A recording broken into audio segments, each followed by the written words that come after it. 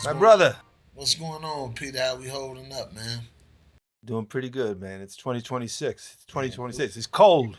yeah, cold. You say what? New year, new you, huh? I New see your year, haircut, man. new year, new me. Yeah, I got a new look. Yeah, I I, see I it. got I got a new outlook. New look and a new outlook, man. Hey, man, fish you, man. So, how about you? You feeling good about the year so far? Feeling good, man. Trying to, trying to hit some goals, but feeling real good. Chicago's looking good. You know, uh, the Bears was doing well. And hopefully, we do better. This year, but you know, we stuck in there for a while. Yeah, so this is our new season of License to Operate. This is the podcast we started a year ago or a little while ago, last summer really. We started recording it. We did a whole season.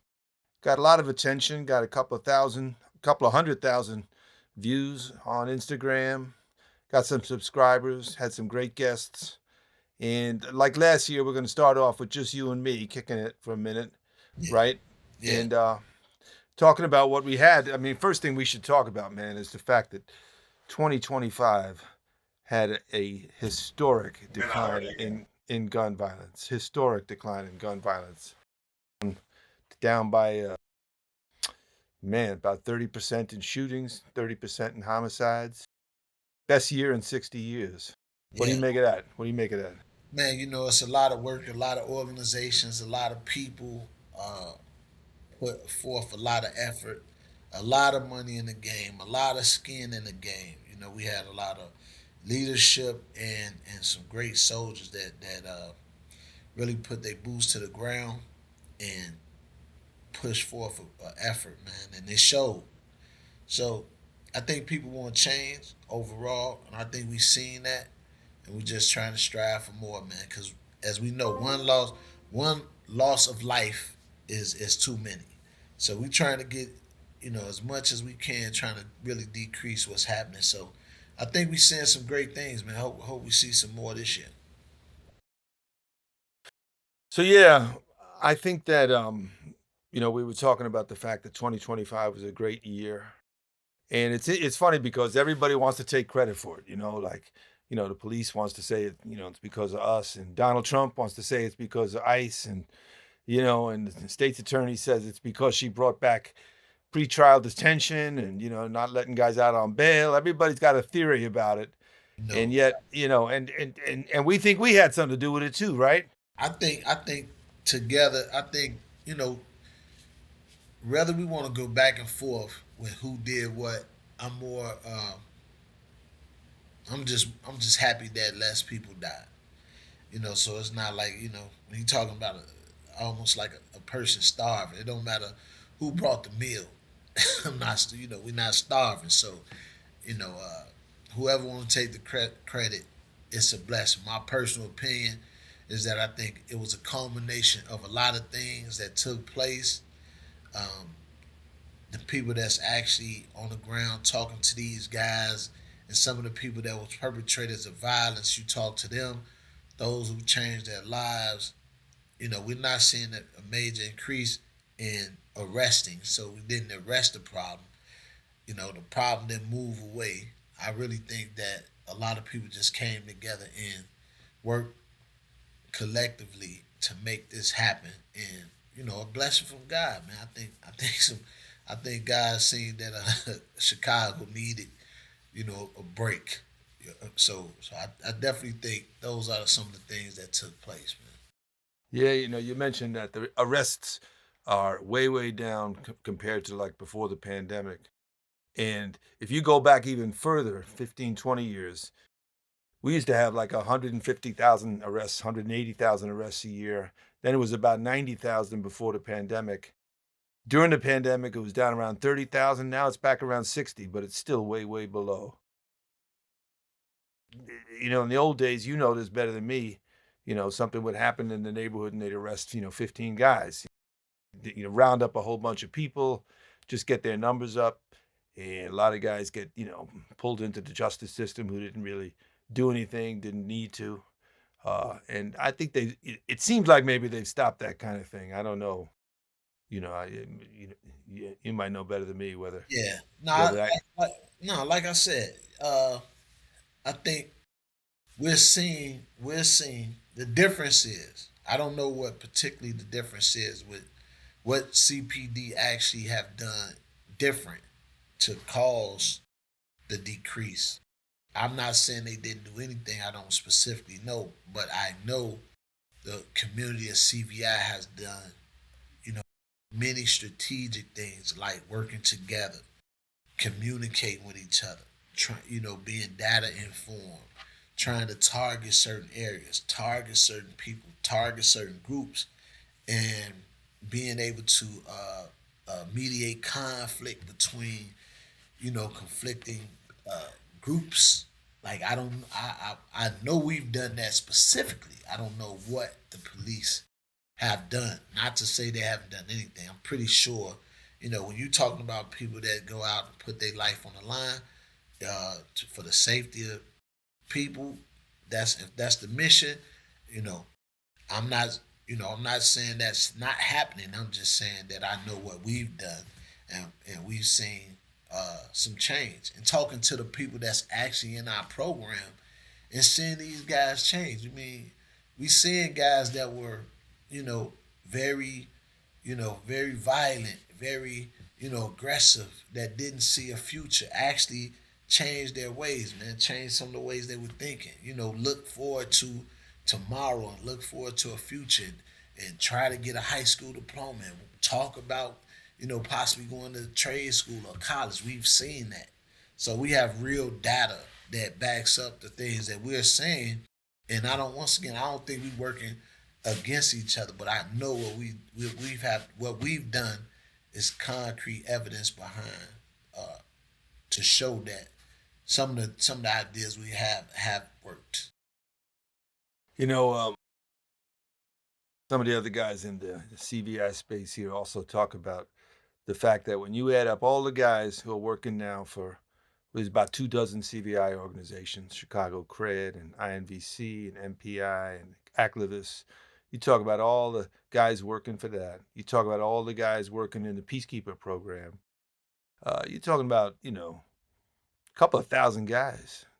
That's a pretty big, you know, whether it's reentry program or just program for guys who maybe don't have a lot of skills in a lot of other areas, but this is one thing they can do, and only they can do it, right? I mean, intervening in violence and intervening in disputes, monitoring social media, watching it.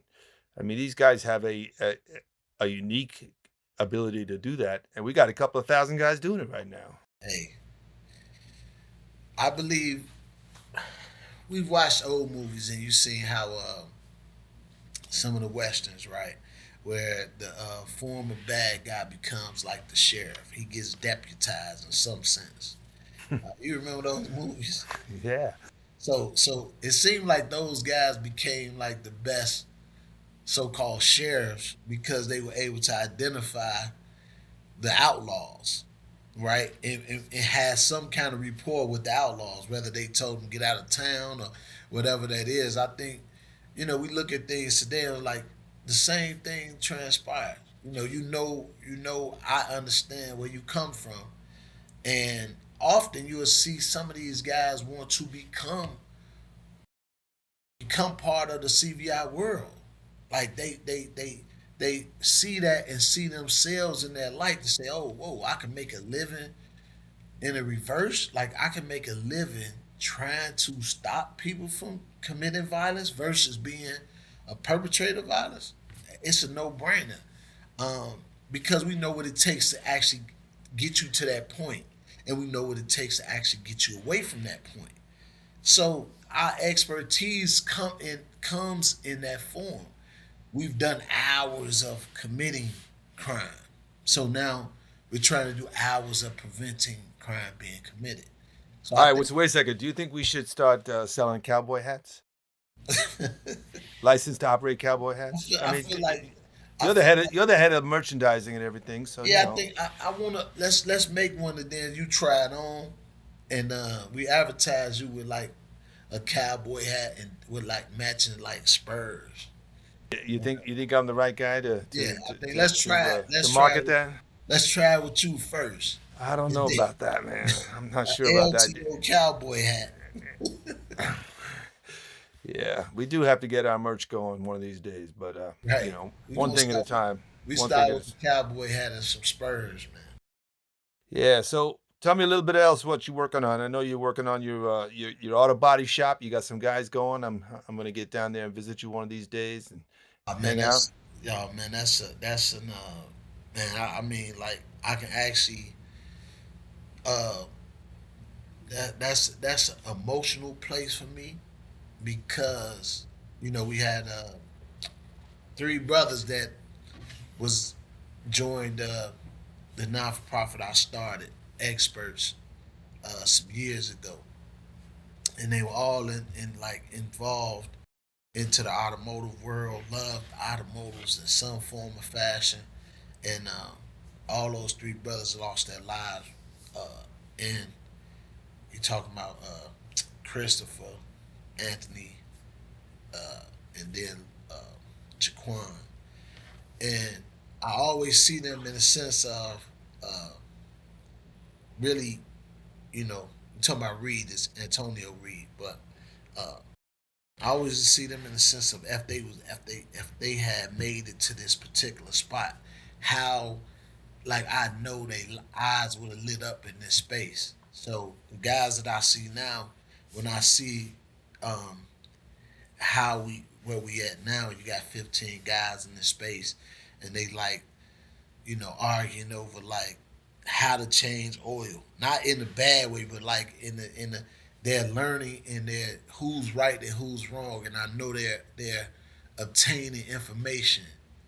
Um, it's like man, it's like another. I can't even really explain the feeling that I have because I almost see these guys that first started it, like being there and like man, their memory is in the space. If that makes sense, I don't know. Like, but like I'm really just when I see what's going on, and then you talking about we doing CBI, we doing non-aggression, you know, uh, talks there. We doing, anger management. We dealing with spirituality, and then you cultivate it with the actual skill of trades. Trade skills, like man, I can't. It was a dream that came true. So I'm just happy to be a part of what's taking place. Yeah, as we get into the second season, um, I think that a lot of people think CVI is really outreach. Like they know about the outreach, right? The guys on the street and everything like that, and that's important. They do really really important work, but they don't know about all the other dimensions of it. The ones you just mentioned, the Yeah, cognitive behavioral intervention, anger management, and then just learning how to deal with everyday stuff that sometimes throws off guys who don't have a lot of experience. That's why we give them life coaches. That's why they get the support to stay in school. They might enroll in school and then something throws them off. They might enroll in a job and then something throws them off. I mean, I think we track how many guys last in jobs, and it sometimes it takes 2 or 3 jobs before they're really in the groove. yeah. It's so many different elements that some of these guys have to go through, especially in the sense of you really just kind of stepping away from what you know. You're 20 years old, 25 years old, and you've never been in this space. Maybe you've been locked up on and off all your life. So being in a stable situation is so uncommon that it takes you just a while to kind of get accustomed to what's going on and find your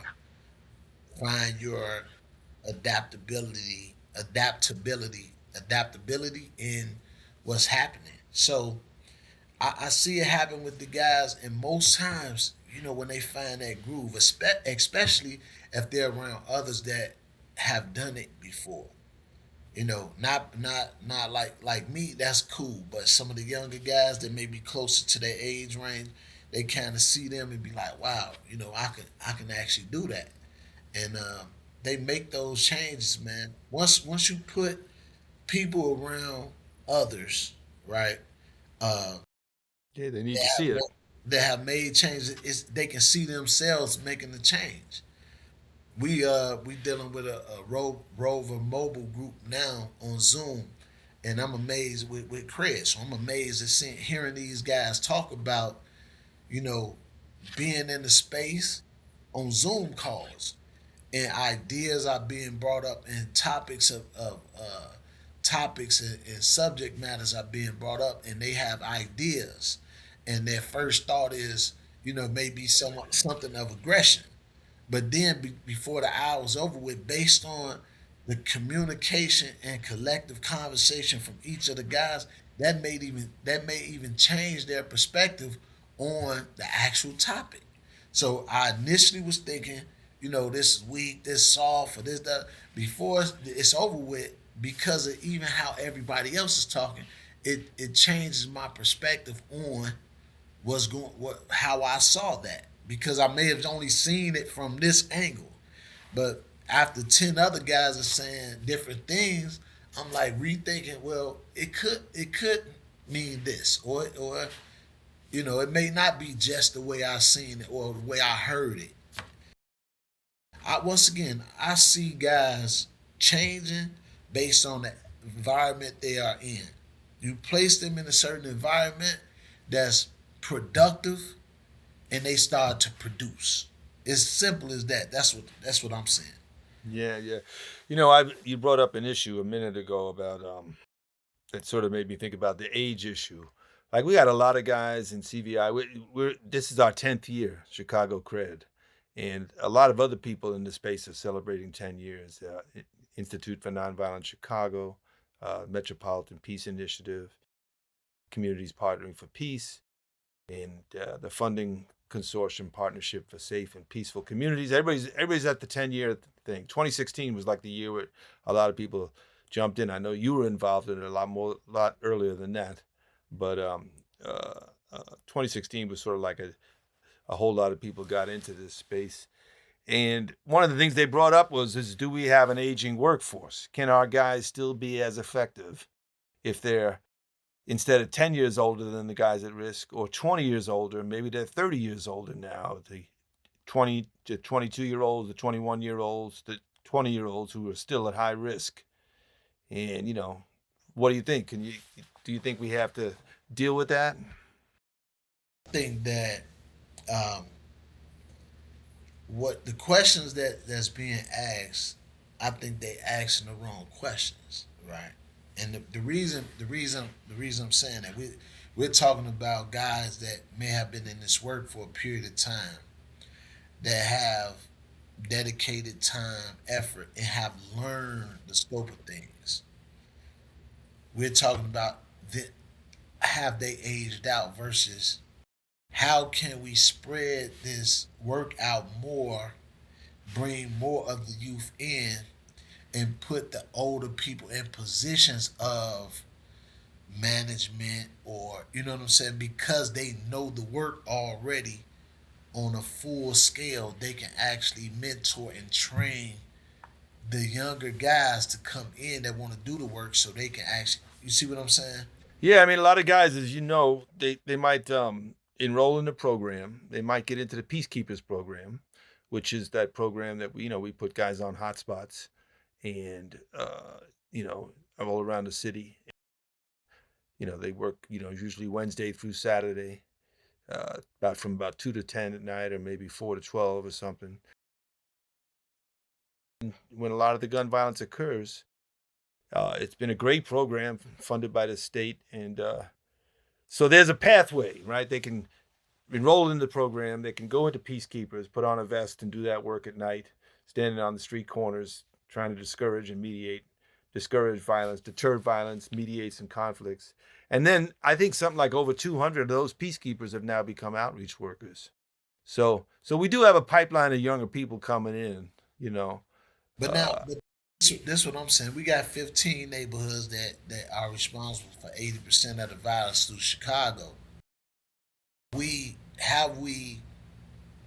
looked into spreading out our efforts in all 15 neighborhoods, and then utilizing some of the seasoned veterans to help, you know what I'm saying, develop what these Yeah, are. we have. Yeah, because we're at different levels in different neighborhoods. You know that. And Like, that's what I'm saying. yeah, like on the west side, we got this thing called SC2.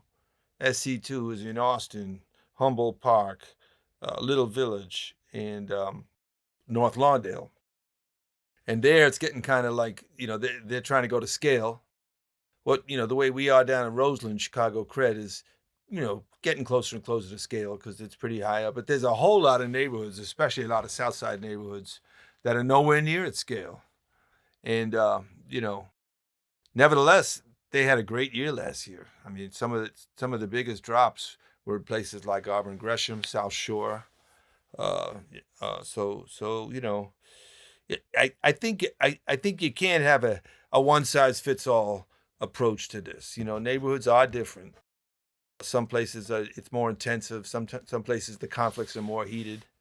Uh, but I think basically I agree with you. We got to keep doing this thing, and we got to make it a permanent thing. We got to make it a permanent feature of our public safety strategy. That's This is all I'm like when I hear this conversation, I'm thinking about, you know, like the police force.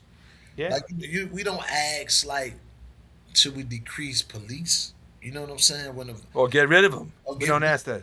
you say, all right, let's make sure we put this group, some people over here that can help keep things, you know what I'm saying, and manage Yep. them so they don't arise in different locations. Why? Like that's not a hard. I don't see that as a difficult task, or even, you know, I don't see that as a difficult task, or even like a outlandish request. Like we can we got 15 neighborhoods out of 77. We should be trying to make sure, even if there's a decrease in some of those areas, we should be trying to make sure there's a bigger decrease until we eliminate the problems as much as we can. Yeah. I mean, um, just to go back to the numbers for a minute. 2021 was the worst year since the 1990s, when it was even worse. What's the numbers of 2021? We had about 804 homicides and about 4,400 shootings. And last year we were down to 417 homicides, so almost cut it in half, and about 1,860 shootings. So that's 58% decline in 4 years. Okay. Okay? So way over half in terms of shootings. But the truth is, in order to be on par with the safest cities, on par with the national average, No, that was 2025 or 2024. it was 2025. 21, we went from 800 to 2025, around 400 homicides, a little over 416, 417. And shootings went from 4,400 to 1,860. Okay. So that's a really big drop in shootings. That means a lot fewer victims. That's a lot fewer people who got a reason to turn around and retaliate. Right. So, but in order to even be close to the national average and close to the safer cities in America, we got to cut it in half again. We got to go down to 200 homicides, or even lower, and we got to go down to 1,000 shootings or even lower, because we still probably have more homicides than any other city in America right now, even though it's gone down a lot. You know, Yeah. we've always had, in terms of raw numbers, in terms of per capita, we're lower on the percentage basis, but in raw numbers, we still have the most, unfortunately. Yeah. I think that we're working hard and trying to come up with creative ways to do this, and I see change. I see change taking place. The numbers reflect change taking place. What Yeah, else? What else can we do uh, to increase that? Other than, like I say, we hear the young participants saying we need. They saying we need more places like these places that we've established. We need more places like Chicago Cred. They need more attention dealing with mental health and therapy. A lot of these guys I mean, if you've lost 10 friends to murder, wouldn't it be likely? And somebody is probably looking to hurt you or harm you. Wouldn't it be likely that you would need someone to kind of sit down and talk to and vent and be able to express what you're going through? Absolutely. I mean, we all know that hurt people, right? People who experience trauma stop feeling the pain of others. I read something the other day about that made me think about our guys. I'll tell you the other big gap for me, Ali, is that we know that there's a pipeline of young kids coming up. There always is. And we don't really have programs to deal with high risk youth. We don't have a lot of them. We got a few of them, but we don't have a lot of them. So we know that there's always going to be kids coming up, and we don't get to them until they're like 18, 19, 20. That's when we start. But the truth is, and you know this from your own life, right? You start getting channeled into this world at what age? 12, 12, 14? 11, 12, 12 to 14. That's Yeah, kind of like the beginning. yeah, yeah. So that's how we. That's I think the missing piece for Chicago right now is how do we not only keep what we're doing for the older guys, expand it, because like you said, we're not at scale in most places where we need to be, and at the same time, start to cut off the pipeline coming in. Get these kids when they're 12, 13, 14, when they first get a chance to hold a gun, and see if you can get them before they pull that trigger, or even think about it. I don't know what to do, but do you Now think that we even know? Do you think we even know how to do it? I think once again, even so, if we take the more mature brothers that and sisters that's been in this field for a while, and we train the younger brothers that's coming into this field, I think those younger brothers will be able to train or reach those young adolescents that's coming off the porch before they actually hit the streets. I think that's the sweet spot. So just going directly what you said, being able to communicate with teachers in grade school, they see like okay, he's gonna be a problem. Like it's something going on. Let's get these reports going. Let's communicate with the schools. Let's talk to the parents. Let's see how we can develop community centers and stuff like that, parks and really use their time in the sense of trying to figure out what the problems are. Once we do that and figure out, because if you're dealing with, you're not eating at home, you know what I'm saying, some issues going on at home, you may be a victim of abuse. You may be, watch your parents go through problems. Father in prison, mother in prison, something to that degree. Somebody was killed, murdered. You seen something you wasn't supposed to see. Once again, mental health is a big thing. A lot of these young guys and girls are, they going through some trauma themselves. I mean, think about this.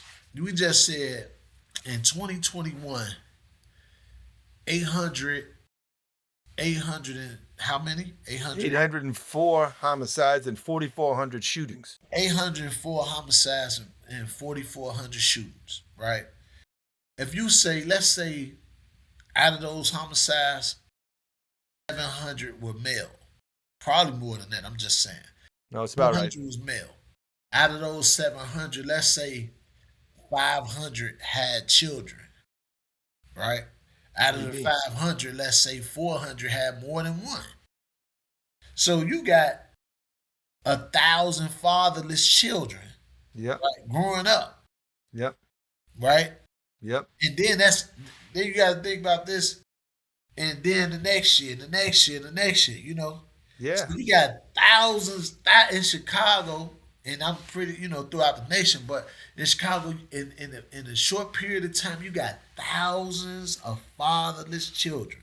Over a decade, you're Over gonna have, 10 years, you got thousands, yeah, thousands, tens of thousands. tens of thousands. I mean, if you think about every shooting, let's say every homicide probably has 5 victims, right? You got a mom, maybe. You got a sibling. You got a wife. You might have a kid. You certainly got a friend or two. Right. That's 4 or 5 right there, right? Right. So that's 800 homicides. That's 4,000 traumas.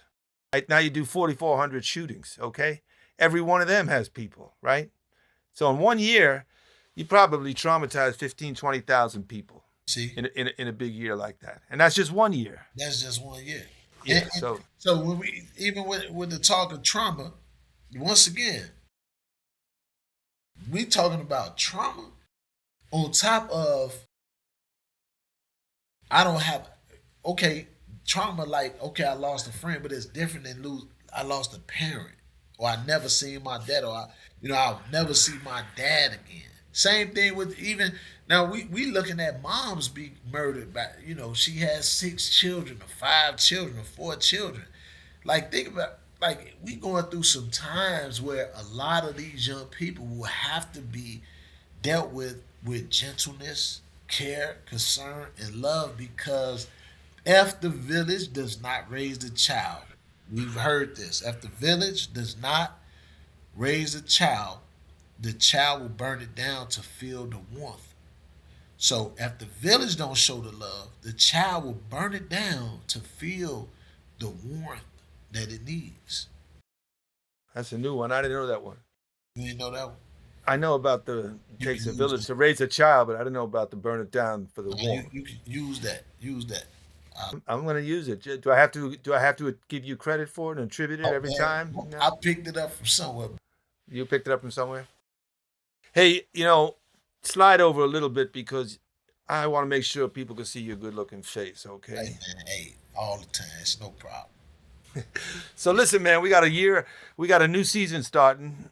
What kind of folks we going to be bringing in here? We got to bring in some CVI workers, but who else? Who else we going to bring We in? we definitely so like I said, I think it'd be a good idea to reach outside of Chicago. Reach outside of Chicago crib. We've done that, but reach outside and even talk to our brothers and sisters that work in Chicago crib, but actually talk to other individuals throughout Chicago that work in this space um, to just show the love, support that we have, and respect that we have for the dedication that everybody has, and also, like I said, reach out to some of our friends in New York, Philadelphia, LA, stuff like that, because I think we go through some of the same issues, and it's good to hear others talk about some of the accomplishments they had and how they actually accomplished their goals.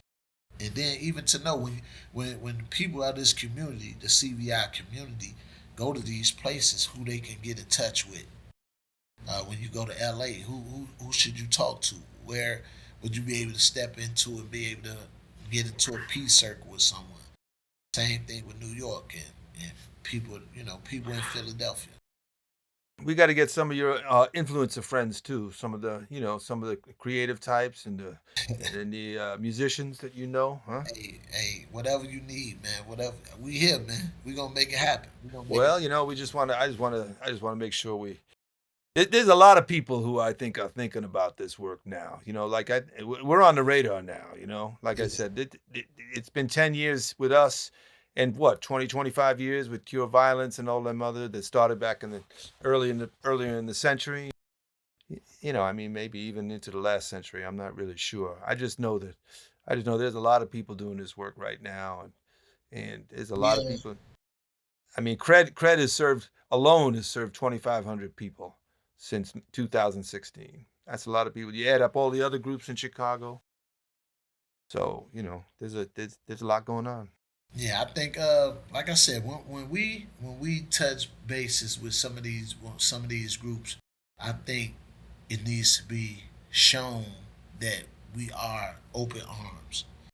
Because we've seen so many times like being able having to fight over the same dollar. I'm scared you're gonna get some money that I particularly put in for this grant and you won it or something like that. I don't know how the funding situation goes, but it's too much work that we've accomplished together throughout Chicago and throughout the U.S. I think so many people have seen decreases where the work has been done. I think that Why wouldn't we lock arms? Why wouldn't we, stand shoulder to shoulder and show our support for each other and learn from each other? Like it only makes sense. Like you don't see the fire department in different places not identify each other as this my fire department brother, or police department that's my police department, or teachers union that's my. So we have a union in ourselves in the CVI world, community violence intervention world. We have a community, and our podcast is supposed to be uplifters of that community. We are the CVI podcast, license to operate. Only way you get a license to operate is if you are able to be in your community and people look at you as a source of resolve, a source where they can come to and get a truthful response, a place where they can feel safe, and even just having a conversation with you, knowing that you will have their best interest. That's what license to operate culminates. I mean, you think about how simple that idea is. The idea of making it safe for someone to have a conversation. How circumstances prevent someone from just having a safe conversation about what he's dealing with every day. I mean, it's pretty fundamental, you know. Yeah, sometimes the simplest things are the most difficult for some people. All right, my brother. Well, we got a big season ahead, so But we're gonna hold keep it on, going. because we got a lot of stuff happening. We got ICE. I know your boy Trump. I'm Well, not my saying he guy, your friend. I'm not saying. I'm not saying he's like your friend. But you know him. You know him. Have you ever met him before? I have not met him. I've You've not been in met the him. same He, room. You've never in the I same. no, I've never been in the same room with him. He's from New York. I'm from New York, and so I've known his name for 50 years. Interesting. In New York, I Both of you grew up. guys from New York. Yeah, I grew up. You know, re- reading his name. You know, I've known what he's about for a long time. He's never been somebody I admire in any way. And of course, he's been really bad for us. He came right in, and first thing he did was canceled a whole bunch of grants to the CVI community, and then he brings in ICE into Chicago, and starts threatening everybody. He started threatening to bring the National Guard in, and if he brought the National Guard in, you know, they would have been all over our streets. These are 20-year-old kids from Southern Illinois who probably never been to Chicago. They got an automatic weapon. They've never seen people. They're not like cops who are trained to deal with people from the community. These are guys who wouldn't know the first thing about how to handle themselves in a conflict. Now we managed to stop them, and you know the governor has been a great leader. The mayor, Yeah. they really fought to stop the National Guard coming in, but Shout the out, ICE guys. shout out the governor and the mayor, man. I think the governor doesn't get enough recognition. I definitely think Mayor Brandon Johnson. I think he's been getting a lot of some bad press and people trying to say negative things about him. But man, I see an outstanding leader in this guy, man. So He was out there the other day in 10 degrees yeah, man. weather on Michigan Avenue, you know, talking about ICE. Yeah, And they came into Chicago. They raided that building in South Shore. They pulled the kids out in the middle of the night, half naked, zip tied them. I yeah. mean, You it's can't, yeah, you can't, I'm not understanding. I'm a spiritual person. You know, my faith is something that I really like. That leads me right, and I'm just thinking as a believer in God, I cannot justify in my heart what's happening to a group of people and children. I mean, adults to children, like being treated this way. I can't do it, man. It's nothing in me. I don't care about the jobs you getting or the stamps, food stamps you getting. Like, bruh, like this a child trying to go to school. This is somebody trying to work and provide for their families. Like, I don't get that. Like many of the jobs that some of the brothers from these and sisters from these different countries come and get are not jobs that people are even trying to fight to get. So I don't even see like the backlash that others may have. You taking a job or you getting some stamps or you know what I'm saying, take them back. I don't even understand that. Like I don't understand. I don't see where it's coming from. Yeah, well, it's all a phony thing that they're doing. It's all politics. It's ugly politics. It ain't the first time in history that we've gone after immigrants. You know, we have a history of demonizing people at different times. Can you But we also have the history, though, of overcoming it. But go that ahead. what I want you to do is explain to the people, man, me, start with me. Explain to me what is the reason that Trump and his gang is going after uh, people that's from South America or countries. It doesn't seem like they're going after every person that's from another country here. Like I'm sure it's European immigrants that may have overstayed their visa. Like I'm sure. So the way you My Irish people, man, my Irish people. right, so the way you identify the people you're gonna take back is by I'm gonna look at you and say, oh, he's brown, he's black or brown, brown or black. Asian eyes might be right, eyes might be slanted, like, and that identifies me to ask you, do you have your papers or whatever that they're asking. But So if I'm European and I look just like I'm from wherever, and I've overstayed my visa, you don't even question me because I don't fit the profile. right, well, we know that he's a racist, and we know that he's targeting black and brown people. He always has. He has in his business. He has in his career, in his life, in his rhetoric. Um, but here's the thing: a lot of Americans think uh, we do have a lot of illegal immigrants in America, and we don't have a system of either keeping out illegal immigrants and forcing them to use the legal process of immigration. You know, people just pour over the border, and a lot of people poured over the border in the last, in recent years. Huh? Wait, wait, wait, But wait, wait. Hold on. Back, oh, Paul.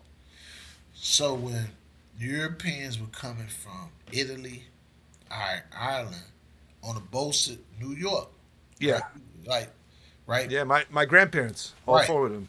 right. So I'm saying like it's like I've just seen movies with people like stowaways on boats and getting off the boats. You get to New York and then you somehow find a way to like make a living and you know what I'm saying, and then you Yep. flourish from there. So I'm saying when did immigration become like the number one problem in America? That's what I'm saying.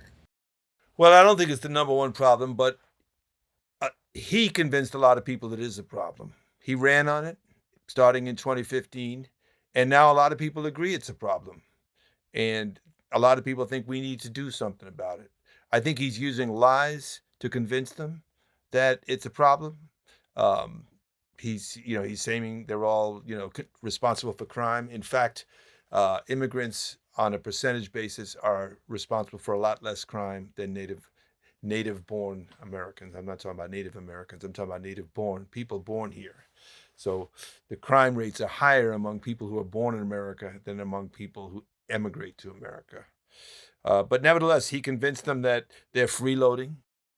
He convinced people that they are taking jobs that people want. All of these things are not true. Okay, on a percentage basis, they're hardworking. They pay taxes. They try and go through the legal process. They are many of them are doing jobs that, frankly, nobody wants to do. So there are industries, hospitality industry, construction industry, meat packing, and food production in jobs, agriculture jobs that people who are born in this country do not want to do and are not raising their hands to do. And you ask farmers, you ask construction companies, where their workers coming from, and they will tell you, well, we've got a lot of Mexican guys who are helping out with construction. We have a lot of Polish guys who are doing it. We got a lot of um, African Americans working in the hospitality industry. Not African Americans, I mean immigrants from African countries, things like that. So he's using lies. But So what it did though is that you got to think about the politics. The politics of it worked for him. It gave him it gave his voters someone to hate. Okay? And sometimes hate is a bigger motivator than hope, right? Our guy Barack Obama ran on a campaign of hope, right? He said let's use hope. He wrote a book called The Audacity of Hope. This guy's all about hate. He's saying, I know you got hate in your heart, and I'm going to let you release it. I'm going to make it okay for you to express that hate.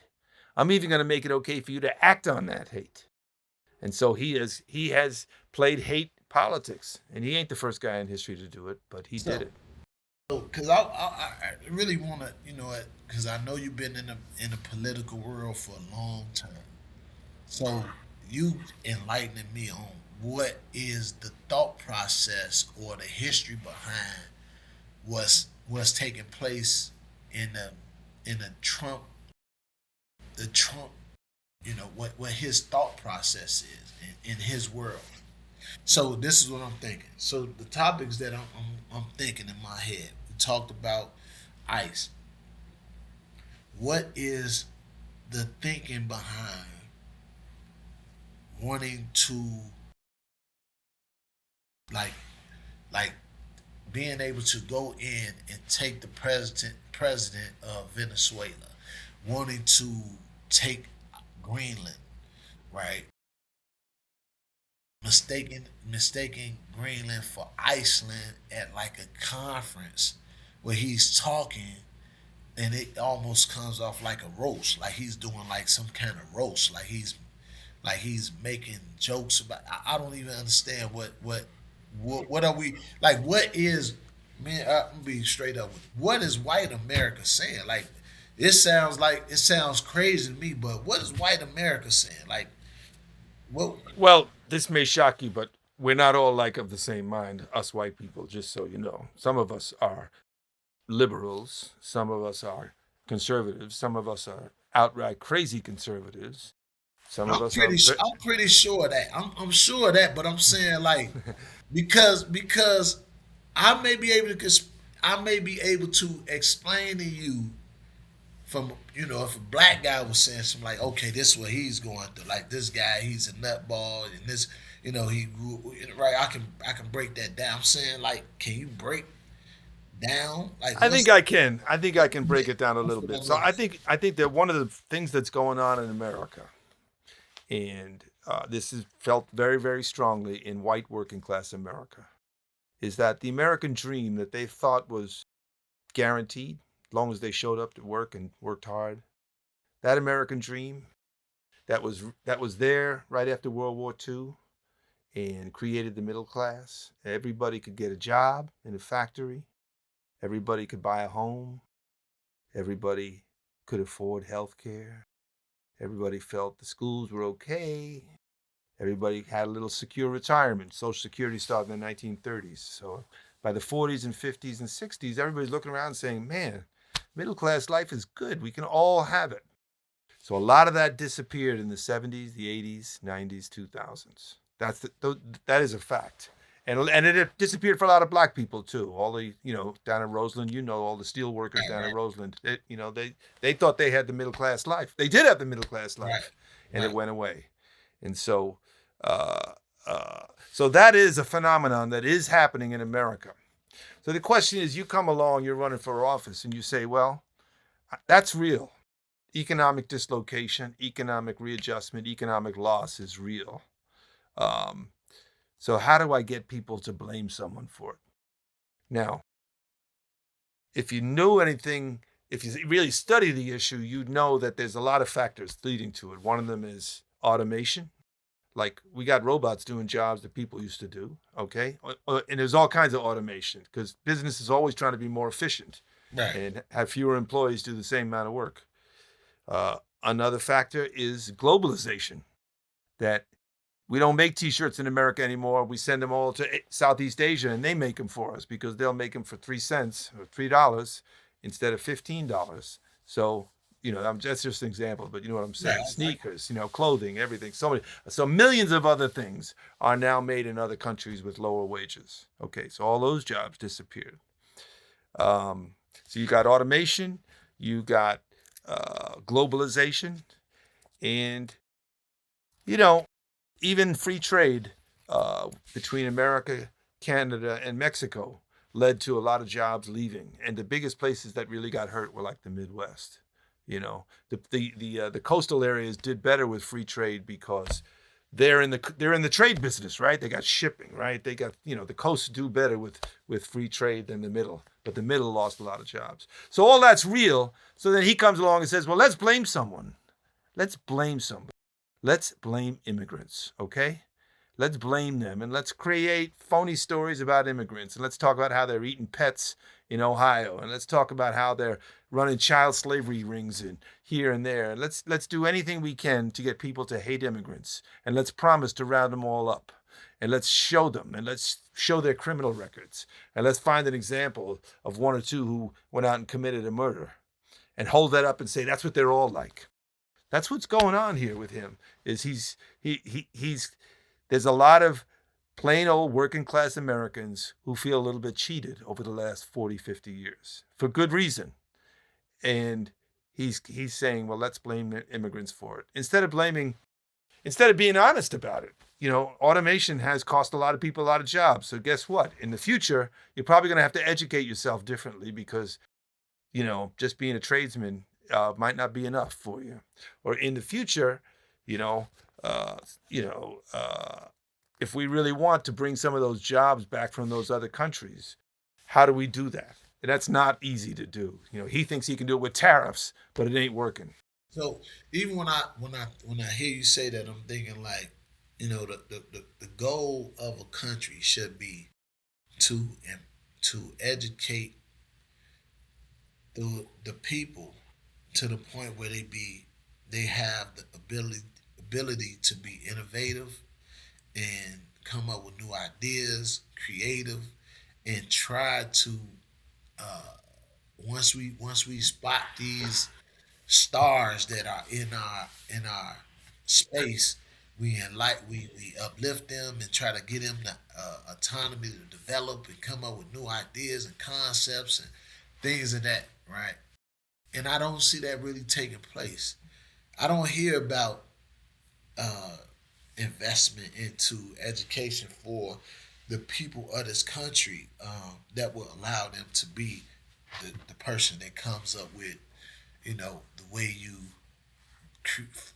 repair a heart or, cure cancer or some kind of disease. Like I'm not hearing that being done. Yeah, well, I mean, what I would say, Ali, is we're getting to the point, and we've been at this point before in the 1890s and 1900s, what was called the Gilded Age, where there's like a top 10% of the country, and they're doing okay.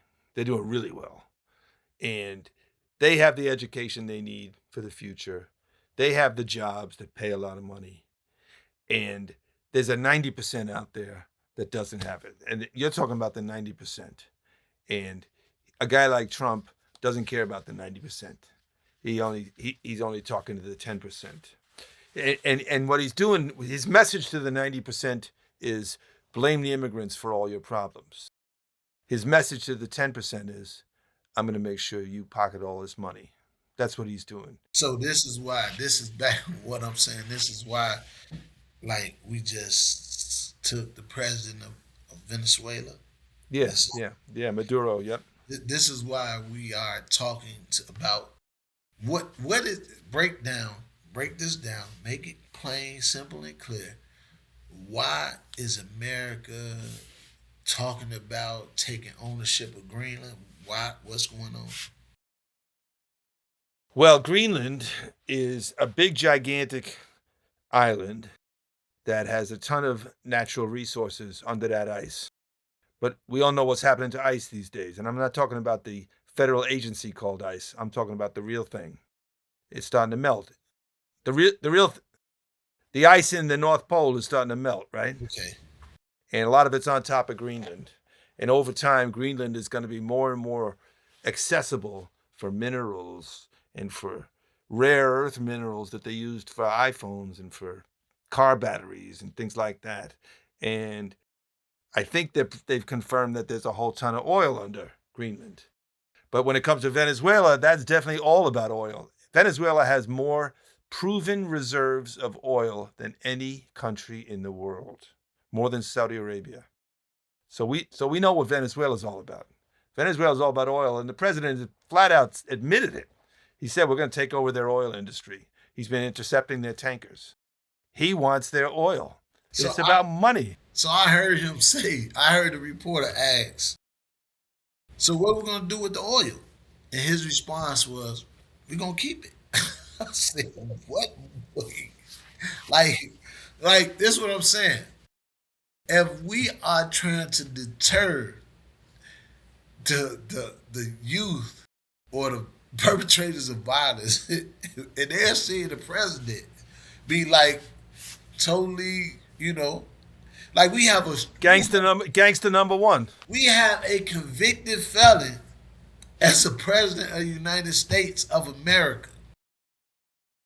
Not just convicted felon that's like a convicted felon that's still like openly responsible for murders happening via ICE, via invasions. I mean, Shooting the fishermen out of the Caribbean. what are we doing? Like, I'm trying to figure in my mind. I'm saying, when did we ever have a problem with Canada or Mexico? Like you just totally created an issue with Canada. Like we got an issue with Mexico now. When it took the president of Venezuela, like what's going on? Like I don't what's happening? He's a criminal, and his government is a criminal. It's filled with criminals. It's filled with people who are incompetent. We have this. This has never happened in my lifetime, and I don't know whether we've ever had a moment like this in our whole history.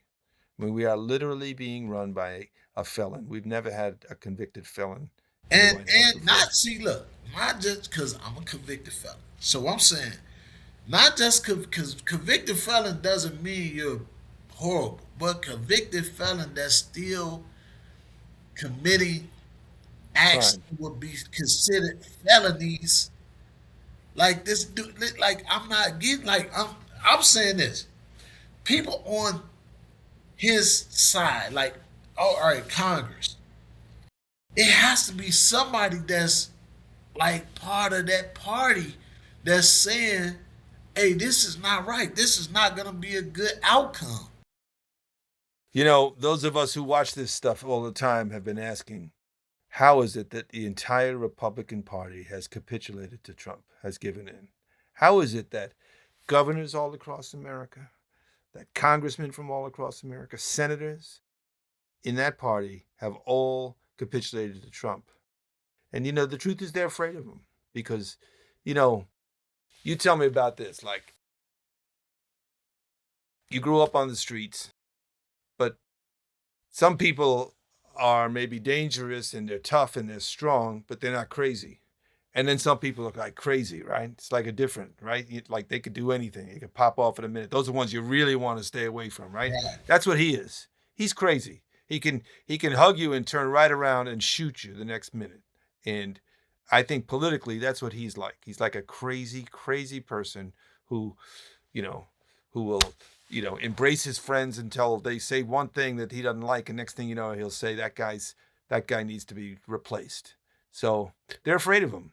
The Republicans are all afraid of him, but I have to believe that it is going to change.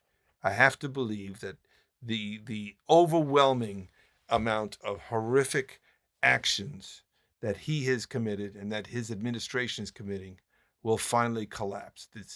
It will finally blow up in his face. I mean, What? things are blowing up as we're talking here. Guy was just shot in Minnesota, right? Minneapolis. 10 days earlier, a woman was shot in Minneapolis. So there's been 6 or 8 other shootings around the country. Um, I mean, not just, we talk, not just shot. Shot sounds less. yeah, killed. They were killed. They were murdered. You're Right. right. Murdered. Yeah. They were murdered. Yep. Um, 10 bullets, the guy in Minneapolis. Just like it's almost like Laquan McDonald here in Chicago. So listen, man, it's, we're getting a little far afield from CVI, but I'm telling you, America, this America is going. community violence intervention. No, this right on target. It's This right. is It's right down. Okay, like I'm you're saying. right. The violence the violence amongst the communities are going down, but the violence in government is going up that we have never seen it, and people in the community may not understand what's taking place. Like it's a few things that's like not like really hitting home. So around the nation, gun violence has went down extreme like in extreme numbers. Extreme. Yep. But the increase in funding for the work that helps decrease violence has also gone down in extreme numbers. Like, right? Government funding is not. A lot of it is dried up. We here in Chicago did a pretty good job of replacing a lot of that COVID funding that was made available to us. But we're gonna have to do it every year, and it's going to get tighter and tighter and tighter. So We that's got why this podcast, like this, we got to keep making the case to everybody that this work is vitally important, that it ought to be permanent, and that it's saving lives, and that it could even save a lot of money. Because every this. time you avoid a shooting, you're saving policing. This is a form of the workforce that has been created and needs to be expanded from from inner cities to the suburbs to everywhere that's dealing with uh, these senseless deaths, especially if one death, you know, cause another death, cause another death, cause another, and this is like ongoing. And we have to show, as a nation, as a village, um, that every life, every life should matter in the sense of if there is a lost life for no reason or for for just something that could have been prevented, we should have put an effort towards preventing that life being lost. Amen. So yeah, man. I mean, I think what's something that we need to also think about is how do we, as a nation, what needs to be done to actually make steps towards a better government? What's the next steps that we need to be doing to make better steps for a better government? To elect better people. Well, my brother, that's a long topic. So why don't we save that for a future We'll say podcast? that. Because We'll it's everything say from that. campaign finance reform to teaching people the meaning of the Constitution to, I don't know, a whole lot of other things. But anyway, here we are, licensed to operate. License to operate. Yeah. Listen to it on your favorite podcast platforms. That's it. Share it on social media.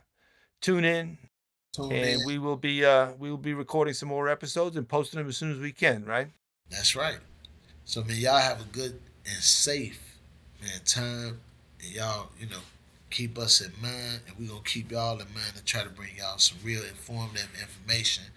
The CVI podcast right here, licensed to operate, LTO.